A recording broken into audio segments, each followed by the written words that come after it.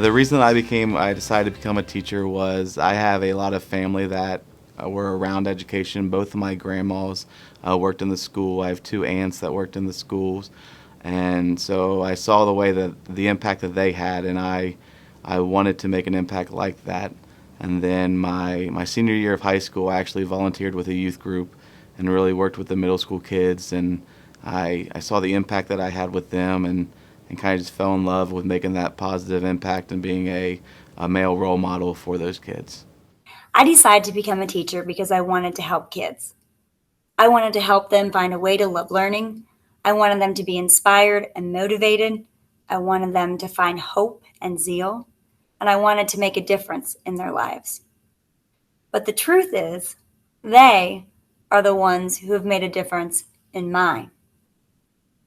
Just the other day, for example, I was about all taught out last hour, and one of my students looked at me and said, "Don't give up. We never give up." This is something that I have said to this young man all throughout the year. Being a teacher, there are definitely things that bring you a lot of joy. And it's those things that bring you joy that help you make it through the ups and downs, because not every day is a good day as a teacher. When I think back of things that brought me a lot of joy or pride, again, it's usually the small things. And one thing I can think of is whenever I was explaining to students that we were going to have a free book fair, and they were going to get to pick out a book from the Scholastic Book Fair for free through our IAL grant. A young lady raised her hand and said that she'd never been able to buy anything at the book fair, and this would be the first time that she got a book at the book fair.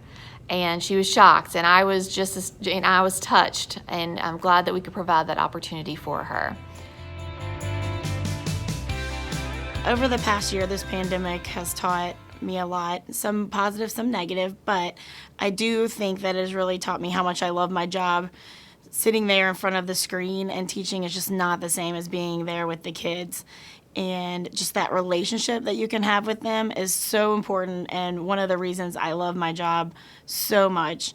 I even think that the kids even appreciate their teachers a lot more now. One thing that I've learned this year with the pandemic and education is that you can't replace that interaction that you have with children. I've focused on being with children who have special needs throughout my whole teaching career, and that physical, face-to-face, being able to communicate them daily, building that relationship is something that's very important. Well, one thing that I definitely learned this year is, and I think that we all knew this already, but that kids are exactly that. They're kids. And we need to make sure that we are meeting their basic needs first. And this year made it very obvious as far as which kids need to have a little extra support, making sure that they have equitable resources and have access to those resources, access to food, and just general care and love and attention.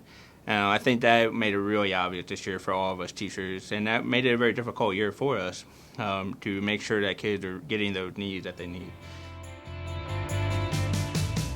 Being a performance class and being so performance oriented sometimes, and we can lose sight of why we're doing what we're doing. And so the way that we like to approach what we're doing is we don't use kids necessarily to produce great music, but we like to use music to produce great kids. And so we're able to holistically help the entire student because we do see them for so long. We build these lasting relationships, and so we are able to leverage their love of this co-curricular, this huge program that offers all these different programs within it.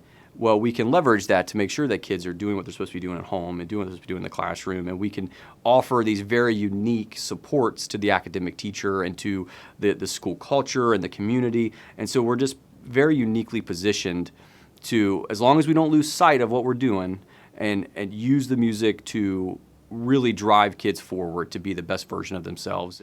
So a favorite quote that I keep, I would say, at the forefront of my mind daily is a quote from the late Maya Angelou, which is, "People won't remember what you said or did, they will remember how you make them feel."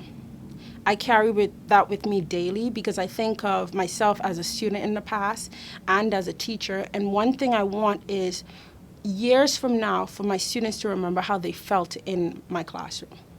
And I hope that when they reflect on those moments, they think about how empowered they felt. How they felt empowered to take control of their learning, to ask questions, to think differently, to come up with varied solutions. And they hopefully apply that to other areas of their life as well. I hope they feel respected. I hope they feel proud, strong, just all of those qualities that would make them successful, not just in the mathematics classroom, but in their everyday lives as well.